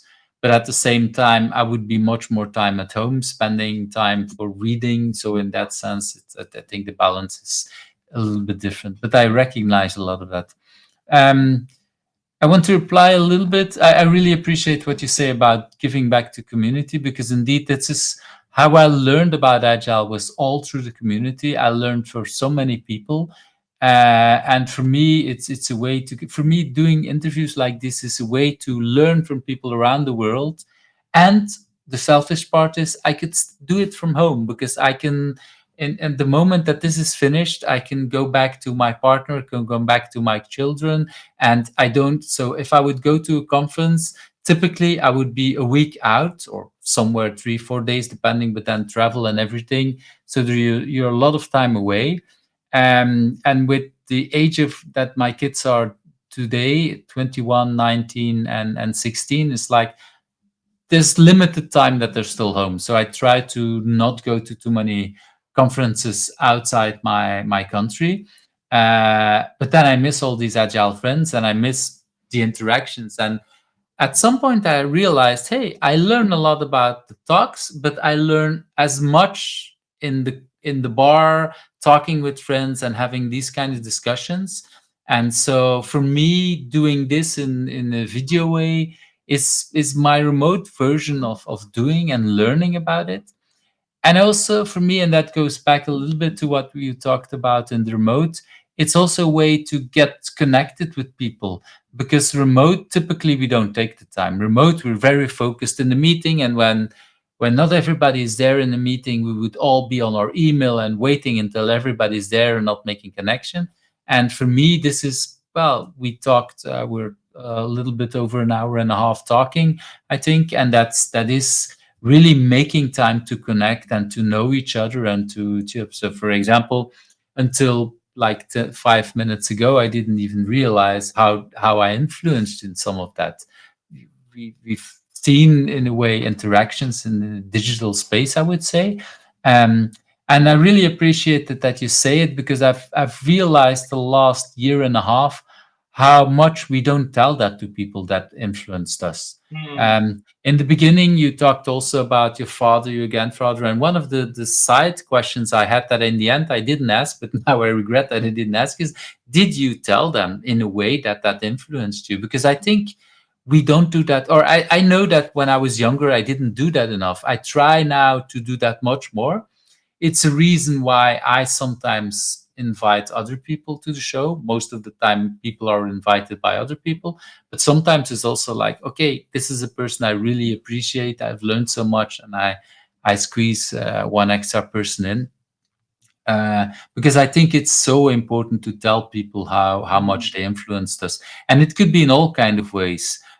Sometimes it's just, yeah, I had an example from a colleague. Just we were checking in and talking about, okay, how we feel, and then somebody said, "Well, I feel a lot better because the bus driver smiled to me this morning." And usually, yeah, and that's always that bus driver smile, so it always makes my day better. I was like, "Oh, such that bus driver probably, I don't know if he does it on purpose, but yeah, he does have an influence on a lot of people's day." And I think that's also something we should tell enough to people, like, hey, you influenced me in this or that way. So thanks for telling that. I really appreciate that. By the way, I have told my parents how I'm under their influence. Yes. I think that's really cool. I think it's really important to do that. Yeah, I think it's just important to keep doing that. And I was asking, when you talked about the T-shirt, I wanted to also say that I have a friend, I think I was 20 or something like that, that she was a fan of I don't know, a music group, and that singer, she will always wear a certain hat, and so my friend bought the same hat, but she never wore it. And I was late, and it only realized like a year later that she said, yeah, but I did buy it, but I never wore it, because for whatever reason she felt like, yeah, it's not really me, but still it would be cool if it's me. It's like, it's a shame that we feel influenced, and then somehow we're kind of ashamed to show up in a dress or in a hat or whatever. And I think we should be much more feeling in a world where we can actually do that and behave, or yeah, yeah, wear the things that we're wearing. So yeah, I'm glad that even that's a very small influence. And I think yeah, I have a friend that used to say to me that if and I totally didn't realize that he said, if ever since you were young, you were always drawing T-shirts with some speeches on it, and it used to be music groups.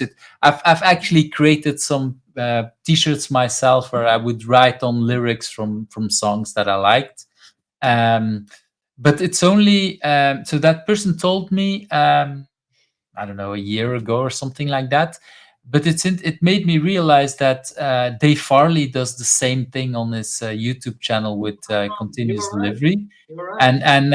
and it realized that in the beginning it didn't even occur to me that he might do that on purpose, and okay, So yeah, it's just people wear the t-shirts or the clothes they wear in a way, and I think it's important that we should feel, um, it's not important what people wear, but they should wear something that they feel comfortable about. Like, yeah, if you want to wear this or that on your wedding, you should feel comfortable to do that, and not do it because there is some religion or there is some kind of thing that tells you like it should be this or that. Well, no, if you feel comfortable, you have to wear what you feel comfortable with, to make you feel, yeah, at ease, and especially on days like weddings, like it should be your best day. And if you then feel uncomfortable because you wear something that is too tight or that is whatever, that yeah, and I think that's with a lot of the clothes that we're wearing, it should most of all feel comfortable for us. So Yeah. thanks for sharing that. It's yeah, it makes me think about a lot of these different things. So I want to go to that really last question about, who should I invite, at this moment? So, And um, I mean, really, the list is big. I know that for you, the list is. I've heard the number of 500 from you, which is like mind it's blowing. very close to 600 these days. I've Okay, actually, okay. I was a little bit, yeah, I have been lazy the last month by not always adding people to the list when they were not invited, when they were invited by a person. So I've catched up. Yeah, last week I was for work. I was in Barcelona, so I had some evening time to actually check back on all the videos. So it's like, I don't know the exact. It's not yet 600, 5,000, 597 or something like that. Yeah, But that's it's, yeah, kind of crazy. yeah. So for me, of course, the list is much smaller, and probably my first choice would not work because he's actually the person who recommended me. So I would the first person who would come to my mind would be Tobias Meyer, but he Mm. actually is the reason why I'm here. In case people don't know. Um, and when I think about many I'll add people, in the show notes also the link to Tobias, yeah, his video. Um, so I'm gonna aim high. I'm gonna go for one of the biggest names. I've looked up to him for a long time. I think he's incredible. It's no other than Kent Beck. Um, and my reason for it, I mean, honestly, Kent Beck doesn't need reason. Yeah, This is Kent for the people that don't know him. The Yeah, I said in the beginning, the few people that don't know you, well, there's definitely almost no one I would think in the agile community that exactly, doesn't know exactly. Kent. Although I'm not sure, since extreme programming is now, I don't know, not where it should be in my eyes. Unfortunately, I think Hmm. maybe there are people who don't know Kent Beck that much. So his influence has been so incredible, and when I look at his range, the range of his work and influence, it's just mind-boggling. Also, I could convert your question and say, if you could take one agilist to an island where there is a project with one or multiple teams, who would you take with you, not knowing what those projects are? I'd Hmm. probably go with Kent Beck because Not of sure his. if he wanted to go to an island, which, but that's a different kind of question. It's your choice, not, so that's, No, but yeah, I agree. I the agree. mental exercise. Um, Yeah, right. so the thing is that his range, like from very code specific, his contributions to unit testing, and then to coding practices like test driven development, to um, team practices like pair programming, and all of the extreme programming stuff, to technological stuff that today we usually consider as DevOps, like continuous integration, continuous deployment. Um, and then when I look at, I didn't know this a few years ago. This is something I know maybe for the last 2 years or something, that many of the agilists, or almost all of the first generation agilists, so there's the pioneers, and in my eyes after that the first generation, I think you're one of the first generation agilists, like you were there already around 2000s, right? That is true, but I'm not sure if I was considered, yeah, in that first batch of people. But yeah, okay, Well, yeah, I let's mean, see. we don't care who thinks what, but there is the pioneers, which is like those who were already active, trying to figure out this new thing, these lightweight methods. Hmm. And many of the people that I look up to were either kind of active, but maybe not actively a part of that movement, but they were definitely the first adopters of agile ways. And almost all of them, without exception, say we started with extreme programming. Like the influence of extreme programming on all of the agilists that are now influencing my world and my generation of agile practitioners is just incredible. And also, we can consider the influence of extreme programming in on lean startup and Hmm. Eric Reed and extreme manufacturing, Joe Justice. Like, I don't know. It's just incredible. And the kind of person that he is just makes it even just sweeter. I don't know. Like they're such a relatable, vulnerable, compassionate, out there kind of a person that he is. And I also love the fact that he's still really active. His Substack, I'm subscribed to his Substack. I enjoy his So do posts. I. Yeah. Um, I mean, his new book I didn't get because it's. I mean, I'm not coding anymore, and I'm not active in that area. Extreme Programming, I'm still reading. I haven't finished. It's amazing. Um, I don't know, Kent. I mean, and I think he's the only agilist I know who has a stand-up comedy piece on these things. Yes, I wanted to talk. Well, I don't think it's the only one because there's a couple more Okay. that love to be. Yeah, and in a couple of years ago, there were some sessions about what we could learn from stand-up comedy to as an agile Um, coach. I don't think he was even involved in that session, but so it's not just the only one. But I agree, his yeah, range is rather thing. yeah. I would even say he I wasn't active on any of that, but he was also very active in the patterns community. He wrote a couple of books on small talk, as far as I remember. So yeah, even there he was already active in many ways. And mm, I'm not 100% agree that everybody was into extreme programming. I think there's people like the Poppendicks that came from a completely different side. But I do agree that extreme programming had a huge influence, and I also agree that yeah, it's used a lot less these days and not known or lesser known. But the people that do know it and that have actually tried it, I think everybody's keep doing some kind of version of it and probably Mm, more advanced. And yeah, I did buy Tidy first, and I really the book that you mentioned that Kent just finished or just yeah. published. Again, he's keep influencing a lot of what he's doing. He keeps learning. For me, the Agile Manifesto, yeah, the first sentence that is there in the Agile Manifesto, we're uncovering better ways of developing software by doing it and helping others doing it. For me, that's almost the definition of Kent. I think is keep doing it, keep working on it.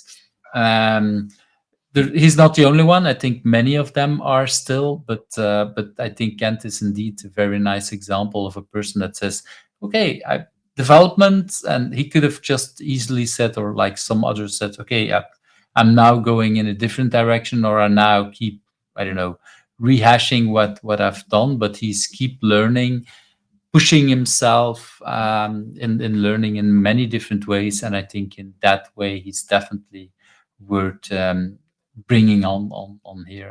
I'm really happy. It's also the person that I think has been mentioned most, but interestingly enough, not invited. But many people talk about indeed the extreme programming book. Yeah, it's yeah, So, I'm a big fan. am I the first one who's inviting him? I think at some point someone invited him, and then, but I need to wait. Now I want to look it up because when I was saying, I was like, did it?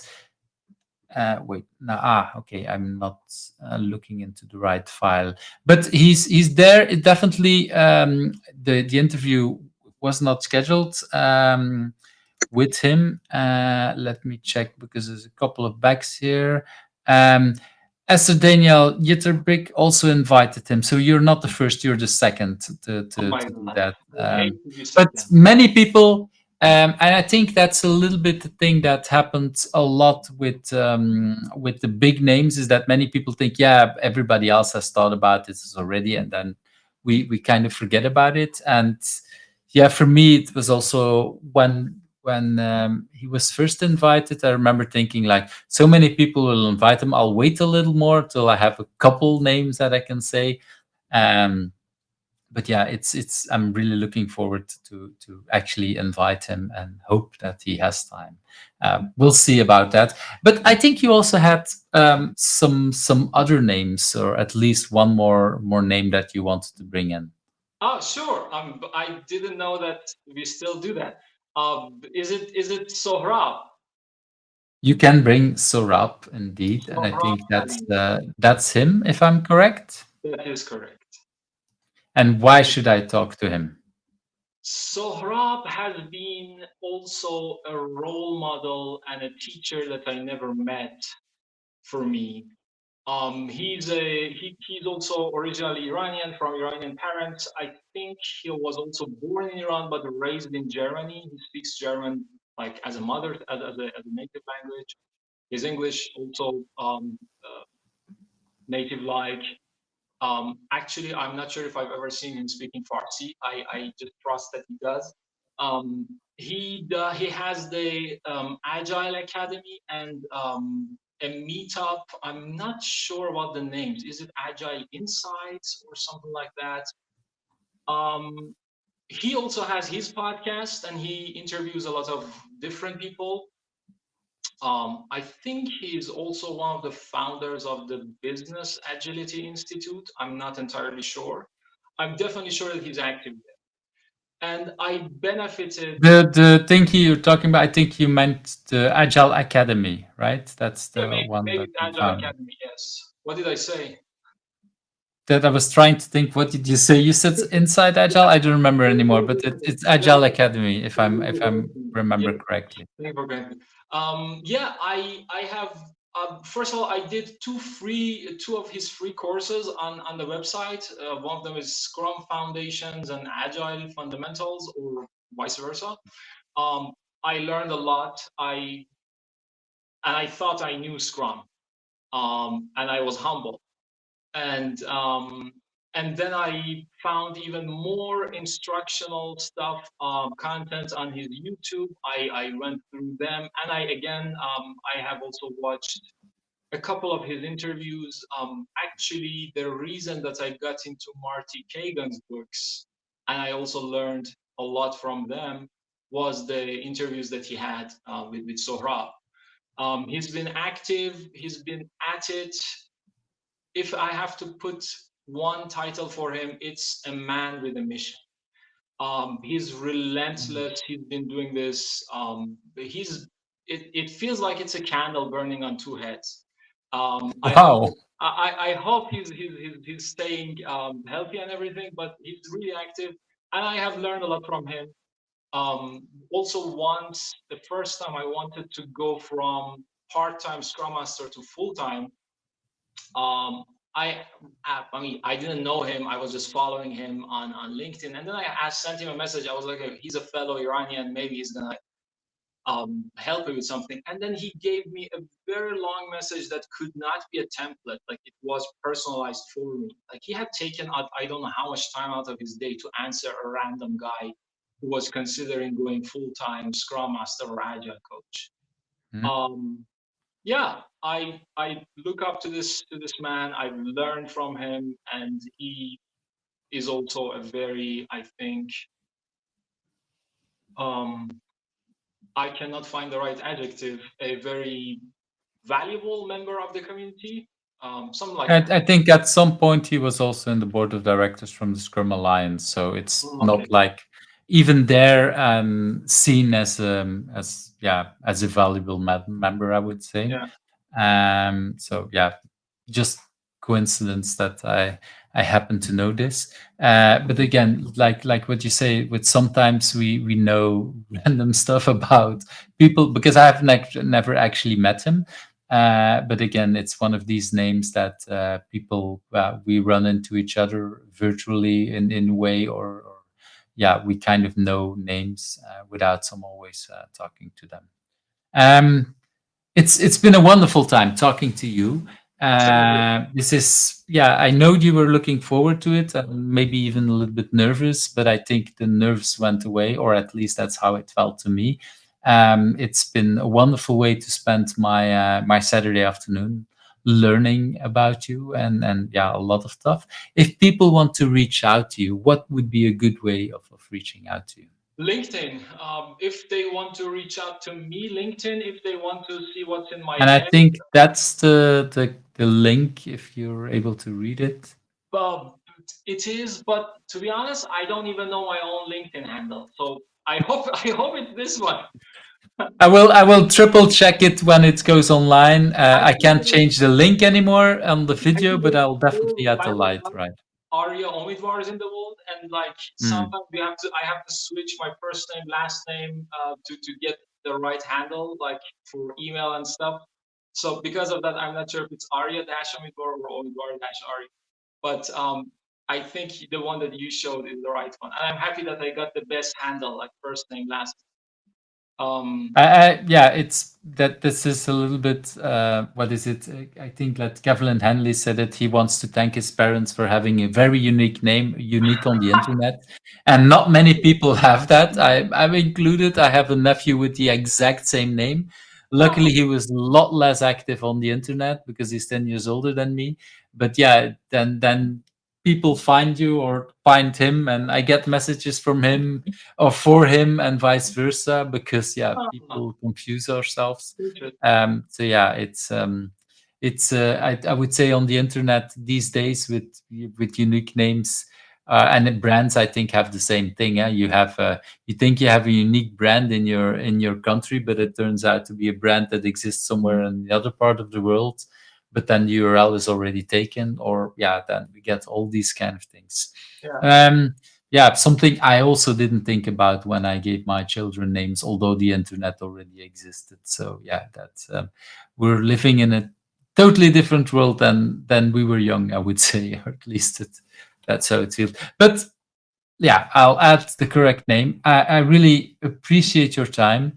I also appreciate the preparation. I know you thought really hard about the books, about the names you wanted to invite, and we had a few conversations.